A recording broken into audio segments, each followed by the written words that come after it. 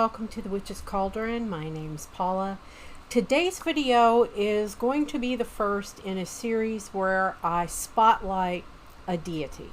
And I'm going to be starting off with Lugh, because at the time that I am recording this, Lughnasadh is literally 2 days away.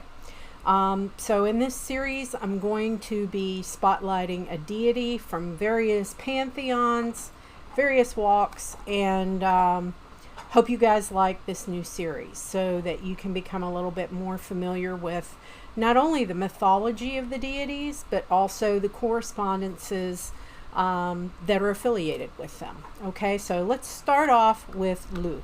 Lugh is in the Celtic pantheon. Lugh is the god of mastery, and that's mastery of talent, of different types of skill. Okay, not only on the battlefield, smithery, one was being a wheelwright,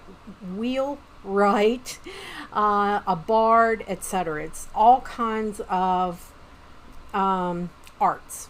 Okay, and he was masterfully skilled in all of them equally simultaneously. Okay, and part of his mythology is that he arrived at Tara, which is the hall of the High Kings of Ireland, and the guard at the door told him that only one person will be admitted with a particular skill, like blacksmith, one wheelwright, one bard, etc., etc., etc. And Lugh goes over the list of the things that he can do. And the guard said, each time the guard says, we already have someone with that skill. We already have someone who can do that. And finally, Lugh says, but do you have anyone who can do them all? And for that, Lugh was admitted into the halls of Tara. Now, in the Book of Invasions, Lugh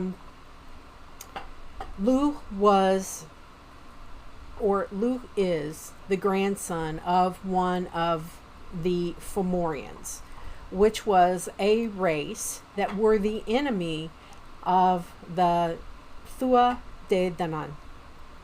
And Lugh's grandfather was Balor.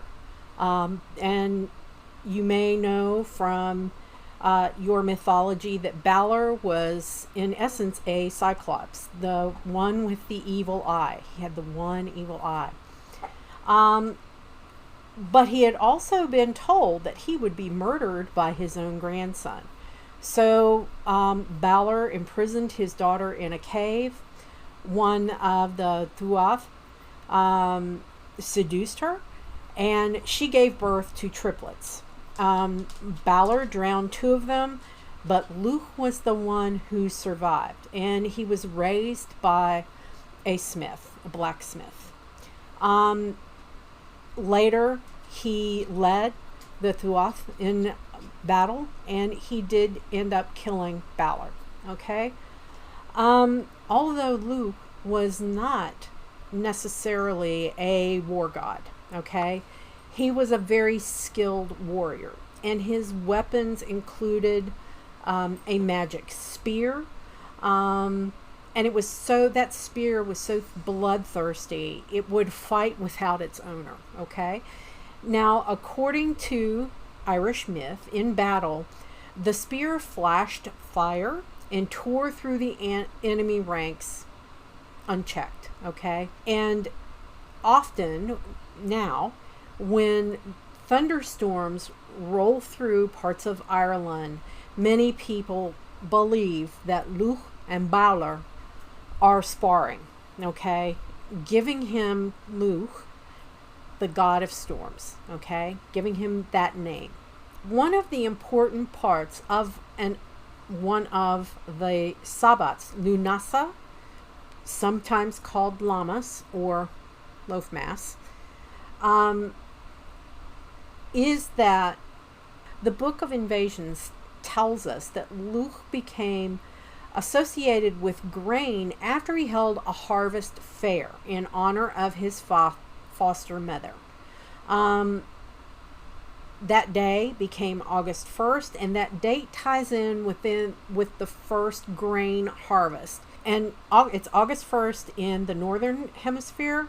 In the southern hemisphere, it is celebrated on the 1st of February. In Irish Gaelic, the word for August is Lughnasadh, Lunasa, and Lugh is honored with corn, grains, bread, and other symbols of the first harvest, the very first harvest, the first fruits of what's coming in.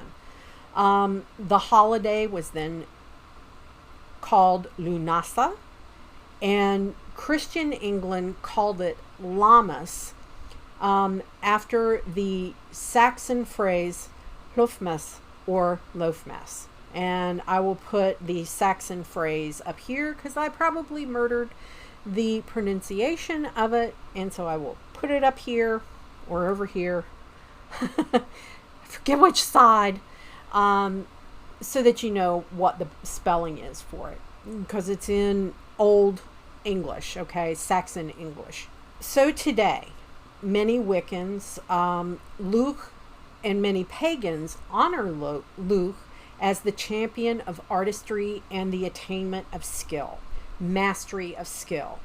So many artists, artisans, musicians, and crafters invoke Lugh when they need assistance with their creativity. If you've got, let's say you're a writer and you've got writer's block, you can call to Lugh to help you break that writer's block or break that creativity block that you may have.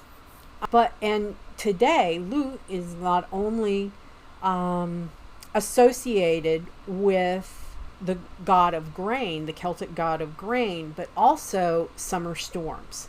Because I know this time of year in the northern hemisphere, for me, I love late summer thunderstorms. We get some whoppers here in Virginia, and I absolutely love them. Okay, Lugh is also called God of the Sun, okay, or the Shining One. His name translates roughly to Shining One. Now, Lugh is the Celtic version of the dying and reborn God, okay? Lugh is the Sun King, and his mother is the Great Mother, okay? His mother gave her people the gift of cultivation, okay?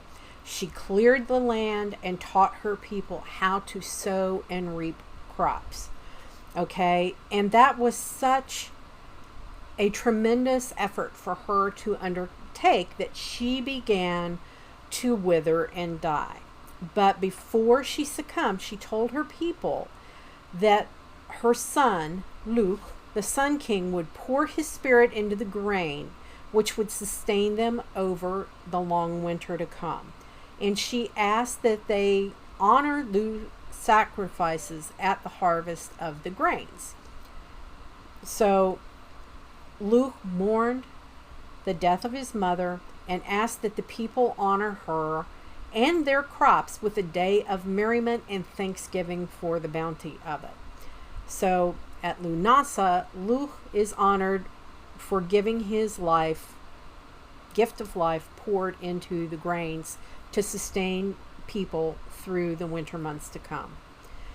And another part of mythology that is associated with Lugh is his marriage. And what is, I'm going to say a little, how can I put it nicely? A little strange about Lugh's marriage is he married Blodeuwedd. And he was prevented, Lugh, because of his divinity, was prevented from marrying a mortal maiden. So his uncle Gwydion, the god of sorcery, used his magic to create a bride for Lugh from 9 kinds of flowers. So Lughnasadh lived happily, and the world was in perpetual summer. But after a time, Lughnasadh fell in love with another, Halfdan, and together they decided to kill Lugh. Lugh was impervious to any injury, so in order to kill Lugh, Lughnasadh and Halfdan had to go to some pretty great lengths to bring about his death. Lughnasadh prepared a bath for Lugh, and it was under an outdoor pavilion. And when it was time for him to come get a bath, Lugh found the tub was too high to easily step out. So he wrapped himself in a towel and had a nearby goat brought over to him so that he could use the goat as a stepping stool. Lugh stepped out of the bath, and he had 1 foot on the goat, 1 foot on the rim of the tub, and that's when Halfdan struck and ran him through with a spear. Okay, then the world, after this, the world fell into winter. Okay, then Gwydion was grief-struck for Lugh for many, many months. And at last, Gwydion found Lugh reincarnated as an eagle perched in a tree, and Gwydion used his magic to restore Lugh to his former self, and the world returned to spring and inaugurated the cycle of the seasons. So you can see how the similarities of the dying and being reborn. He usually appears very youthful, with fair skin and fair hair, and he's got a silver tongue. He is very, very, he has a way with words, okay? And those words are just as skillful as his hands are, okay? Lugh is not only affiliated with the sun, but also Mercury, because with communication, the ability to speak and be well spoken, it's affiliated with Mercury. The trees affiliated with him are apple, birch, holly, and yew. There are other like herbs and grains that are affiliated with him, and one is gorse. I will pop a picture up right here and show you what gorse is. The main plants that are affiliated with him are all types of grain. That would be, anything from wheat to barley to rye, the whole nine, okay? Metals that are affiliated with him are brass and gold. Those, like sun colors. Gemstones are obsidian, sapphire, and topaz. Magical creatures that are, or magical creatures that are affiliated with him are the Fae, okay? Because of his connection to the Thua de Danann. The birds that are affiliated with him are chickens, cranes, eagles, and the raven. Animals are boars, dog, horse, lion, and lynx. Then the general intentions that are affiliated with Lugh are agriculture, particularly harvest, battle, war, beginnings, successful business, especially businesses involving artistry and creativity, communications, confidence, creativity, making decisions, healing, light, magic, and that's general magic and solar magic because he is a solar deity. Power, which is solar power, prophecy, protection of the weak, rebirth, renewal, revenge, skills, and warmth. So there we have it, is some of the myths, the main myths that are surrounding the god Lugh, and Also, the Correspondence is affiliated with him. I hope you enjoyed this. If you did, please give the video a thumbs up and leave me a comment down below. And tell me who the next deity you would like to see me spotlight. Okay? So with that, my friends, as I always say, merry we did meet, merry we will part until we merry meet again. Be well and walk in love and light, everybody. Bye.